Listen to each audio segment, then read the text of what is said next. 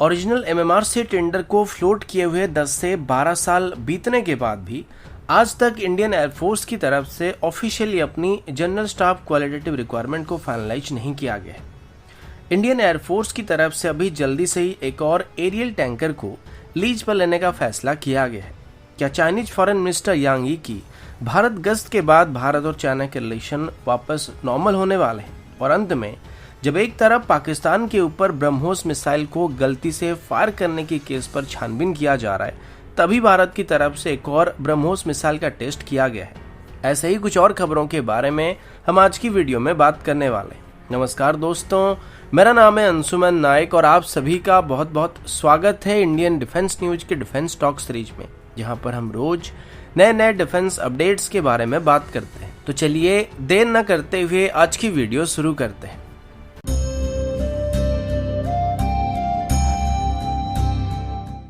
आज की पहली अपडेट इंडियन एयरफोर्स की तरफ से, और अभी हम एमएमआर से टेंडर के बारे में बात करने वाले हैं। आपसे पिछले कई सालों से एमएमआर से टेंडर के बारे में सुनते आ रहे होंगे, लेकिन आज तक ये टेंडर फाइनल नहीं हुआ है। पिछले 10 साल से या उससे भी ज्यादा समय हो गया जब एमएमआर से टेंडर को फ्लोट किया गया था, उसके बाद इसको कैंसिल करके दोबारा फ्लोट किया गया था और अभी तक ये टेंडर फाइनल नहीं हुआ है। इसको लेके हाल ही में हमारी पार्लियामेंट्री कमेटी की तरफ से एक रिपोर्ट को पेश किया गया था, जिसमें जल्दी से जल्दी इस टेंडर को फाइल करने के लिए कहा गया था। इसके बाद अभी इंडियन एयरफोर्स के चीफ वीआर चौधरी जी ने मीडिया से बात करते हुए कहा था कि अभी इंडियन एयरफोर्स की तरफ से एमएमआर से टेंडर में अभी तक रिसीव किए गए आरएफआई को स्टडी किया जा रहा है और इंडियन एयरफोर्स की तरफ से अभी अपनी जनरल स्टाफ क्वालिटेटिव रिक्वायरमेंट को फाइनलाइज किया जा रहा है, जिसके बाद इसके लिए फॉर्मल आरएफपी को इशू किया जाएगा। अब देखने वाली बात यह है कि पिछले 10 सालों से जो टेंडर बार बार फ्लोट किया जा रहा है और आखिरी बार इसमें जब F-16 और ग्रिपन बचे हुए थे तो उसको कैंसिल करके दोबारा रीफ्लोट करने के बाद भी आज तक इस टेंडर के लिए इंडियन एयरफोर्स की तरफ से अपने लिए क्या जरूरी है और क्या जरूरी नहीं है, यानी कि जनरल स्टाफ क्वालिटेटिव रिक्वायरमेंट को फाइनलाइज नहीं किया सका है। अब पिछले 10 सालों में अगर इंडियन एयरफोर्स ये तय नहीं कर पा रही है कि उनकी बेसिक रिक्वायरमेंट क्या होने वाली है और उनको फ्यूचर में एयरक्राफ्ट के अंदर क्या क्या खूबियां चाहिए, तो मेरे हिसाब से आने वाले 10 सालों तक भी ये टेंडर फाइनल नहीं हो सकता है। जब इस टेंडर को दोबारा रीफ्लोट किया गया, जो कि लगभग 2018 में रीफ्लोट किया गया था, और अभी 4 सालों के बाद जब इंडियन एयरफोर्स के पास 2018 में फ्लोट किए गए आरएफआई के रिस्पॉन्स अभी आ चुके हैं, तब भी इंडियन एयरफोर्स ये फाइनल नहीं कर पा रहा है कि उनको कैसे एयरक्राफ्ट चाहिए या एयरक्राफ्ट में क्या क्या खूबियां चाहिए। ऐसे में जनरल स्टाफ क्वालिटेटिव रिक्वायरमेंट को फाइनलाइज करने में कम से कम 1 साल और ज्यादा से ज्यादा कितने टाइम लगेगी तो बताया नहीं जा सकता है, लेकिन फिर भी अगर 2023 और 24 के बीच भी इंडियन एयरफोर्स की तरफ से अपनी जनरल स्टाफ क्वालिटेटिव रिक्वायरमेंट को फाइनलाइज कर दिया जाता है और उसके बाद आरएफपी को इशू किया जाता है, तो उसके बाद इसकी टेक्निकल और फाइनेंशियल नेगोशिएशन कंप्लीट करने में लगभग 2 से 4 साल और लगने वाले हैं। ऐसे में ये टेंडर 2026 से 27 से पहले कंप्लीट होने वाला नहीं है, और अगर ऐसा हुआ तो टेंडर फाइनल होने के बाद, यानी कि ऑफिशियल डील साइन होने के बाद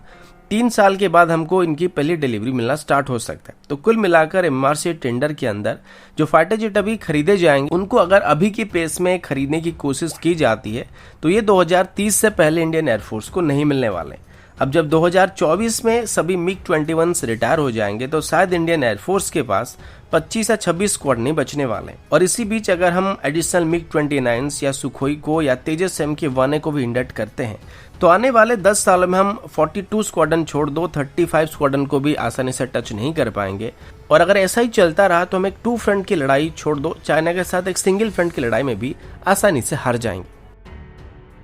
अगला अपडेट इंडियन एयरफोर्स की तरफ से। आप सबको याद होगा इंडियन एयरफोर्स की तरफ से अभी एरियल टैंकर्स को लीज पर लेने के लिए बातचीत किया जा रहा था, और इसके लिए पिछले साल मार्च में एक आरएफआई को इशू किया गया था, जिसमें इंडियन एयरफोर्स एक एरियल टैंकर को वेट लीज के तौर पर लेने वाला था। अब अभी बताया गया कि इसमें अभी 6 अलग अलग वेंडर जो है पार्टिसिपेट करें, और अभी इसमें इंडियन एयरफोर्स की तरफ से सभी वेंडर के द्वारा सबमिट किए गए डॉक्यूमेंट को चेक किया जा रहा है, जिसके बाद इंडियन एयरफोर्स की टेक्निकल रिक्वायरमेंट को देखते हुए 11 वेंडर को घोषित किया जाएगा। इसमें से अभी एयर टैंकर कंसोर्टियम की तरफ से अपनी A330 MRTT एयरक्राफ्ट को ऑफर किया गया, बोइंग की तरफ से अपनी KC-46 टैंकर को ऑफर किया गया है, रशिया की तरफ से अपनी IL-78 एयरक्राफ्ट को ऑफर किया गया है, फ्रांस की तरफ से भी same A330 base multi role tanker transport aircraft को ऑफर किया गया, और यूएस की एक लीजिंग कंपनी की तरफ से भी KC-46 टैंकर को ऑफर किया गया। अब देखा जाए तो इस टेंडर में टोटल 3 ही एयरक्राफ्ट पार्टिसिपेट कर रहे हैं, जिसमें एक IL-78 है, एक A330 एयरक्राफ्ट है और दूसरा KC-46 है। इसमें से IL-78 की बात करें तो इंडियन एयरफोर्स पहले से ही 6 IL-78 एयरक्राफ्ट को एरियल टैंकर के तौर पर ऑपरेट कर रहा है, लेकिन इनकी सर्विस अवेलेबिलिटी इतना अच्छा नहीं है, जिस वजह से इंडियन एयरफोर्स शायद ही आगे चल के IL-78 को लीज पर लेने की कोशिश करने वाला है। बाकी जो मेन कंपटीशन होने वाली है वो KC-46 और A330 प्लेटफॉर्म के बीच ही होने वाला है, और जो भी कंपनी बेहतर ऑफर यहाँ पे देने वाला है उसको सिलेक्ट किया जा सकता है। इसमें से इंडियन एयरफोर्स की तरफ से पहले भी एडिशनल 6 टैंकर को सीधे तौर पर खरीदने के लिए 2 बार कोशिश किया जा चुका है, जिसमें दोनों ही बार A330 multi role tanker transport को सिलेक्ट किया गया था, लेकिन फाइनेंशियल इशू आने की वजह से दोनों ही बार टेंडर को कैंसिल करना पड़ा था। लेकिन अभी हमारी नई डिफेंस प्रोक्योरमेंट पॉलिसी के अंदर जब इनको लीज पर लेने के लिए सिस्टम को ऐड कर दिया गया, तो शायद अभी इनको आसानी से लीज पे लिया जा सकता है। अगला अपडेट भारत और चाइना को लेके। अब पिछले 2 सालों से भारत और चाइना के बीच लद्दाख में फेसअप चल रहा है, और अभी भी कई ऐसे इलाके हैं जहां पर भारत और चाइना के बीच लाइन ऑफ एक्चुअल कंट्रोल को लेकर मतभेद है। इस वजह से भारत और चाइना के बीच जो डिप्लोमेटिक या बायलैटरल रिलेशन था वो काफी हद तक खराब हो चुका है, और पिछले 2 सालों में भारत और चाइना की कोई भी ऑफिशियल एक दूसरे के साथ बातचीत नहीं कर रहे थे और एक दूसरे के देश के गश्त पर नहीं गए थे। कुछ इंटरनेशनल मीटिंग में हालांकि भारत के फॉरेन मिनिस्टर और चाइनीज फॉरेन मिनिस्टर के बीच कुछ मुलाकात हुआ था, लेकिन उससे कोई खास फर्क नहीं पड़ा था, क्योंकि तब बॉर्डर में काफी सारा तनाव चल रहा था। और अभी लगभग 2 सालों में पहली बार ऐसा होने वाला है जहां पर चाइनीज फॉरेन मिनिस्टर यांग यी भारत के गश्त पर आने वाले हैं, और इसके लिए चाइना की तरफ से ऑफिशियल डेट को भी अनाउंस कर दिया गया कि उनकी फॉरेन मिनिस्टर अभी 24 और 25 तारीख को भारत के गश्त पर आने वाले हैं। इस दौरान उम्मीद है कि भारत और चाइना के बीच जो तनाव वगैरह चल रहा है उस सभी मतभेद को दूर करने की कोशिश की जाएगी, और चाइना अभी वापस भारत के साथ अपनी सभी रिलेशन को ठीक करने की कोशिश करना चाहता है, जिस वजह से पहले ही चाइनीज फॉरेन मिनिस्टर अभी भारत के गश्त पर आ रहे हैं। लेकिन बात वही है कि अगर आप हमारे बॉर्डर में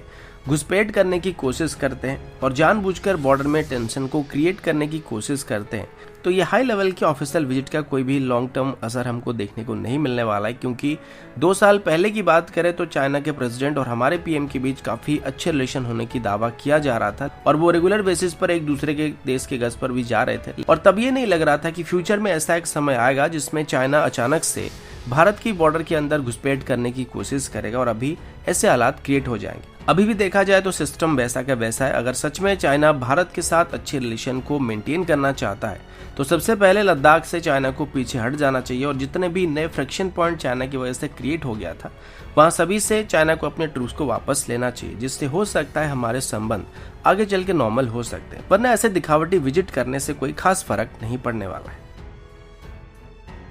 अगला अपडेट एक मिक्स्ड अपडेट होने वाला है, जिसमें हम एक ही हेडलाइन के अंदर 2 से 3 अपडेट के बारे में बात करने वाले हैं।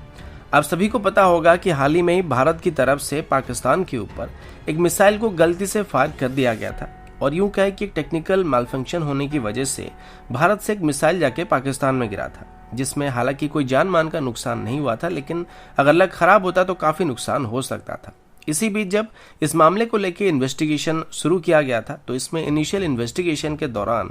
इंडियन एयरफोर्स के ग्रुप कैप्टन रैंक के ऑफिसर को इसमें शायद दोषी पाया जा सकता है, जो कि इन मिसाइल की देखरेख कर रहे थे या जिनके कमांड के अंदर ये मिसाइल यूनिट मौजूद था। लेकिन अभी तक इन्वेस्टिगेशन का कोई खास नतीजा सामने नहीं आया। इसी बीच भारत की तरफ से आज एक और बार फिर से ब्रह्मोस मिसाइल का एक और सफल परीक्षण करने का दावा किया जा रहा है, और भारत की तरफ से अभी इस बार एंडेमन से ब्रह्मोस मिसाइल के एक सरफेस टू सरफेस वेरिएंट का टेस्ट किया गया है। इस दौरान जिस ब्रह्मोस मिसाइल का टेस्ट किया गया था वो एक एक्सटेंडेड रेंज वाला वेरिएंट था, और इस टेस्ट के दौरान इसके रिजल्ट एकदम पिन पॉइंट एक्यूरेट पाए गए हैं। इसके अलावा भी इंडियन नेवी में 2 एडिशनल ध्रुव मार्क 3 हेलीकॉप्टर को भी शामिल किया जा चुका है, और कुछ साल पहले ऐसे 16 हेलीकॉप्टर्स को नेवी में शामिल करने के लिए कॉन्ट्रैक्ट को HAL के साथ साइन किया गया था, जिसमें ध्रुव हेलीकॉप्टर को स्पेशली इंडियन नेवी की रिक्वायरमेंट के मुताबिक मॉडिफाई करने के बाद इनको नेवी को डिलीवर करने के लिए कहा गया था, और इस नए हेलीकॉप्टर को search and rescue, maritime surveillance और मेडवेक जैसे रोल के लिए डिजाइन किया गया था। इसमें मैक्सिमम सिस्टम जो थे वो डिटैचेबल सिस्टम होने वाले थे, यानी कि मिशन के हिसाब से इन हेलीकॉप्टर को तुरंत ही तैयार किया जा सकता था, और अभी ऐसे 2 और हेलीकॉप्टर को फॉर्मली नेवी को डिलीवर कर दिया गया है। तो दोस्तों अभी के लिए इतना ही, मिलता हूँ आपसे अगले वीडियो में, तब तक के लिए जय हिंद, वंदे मातरम।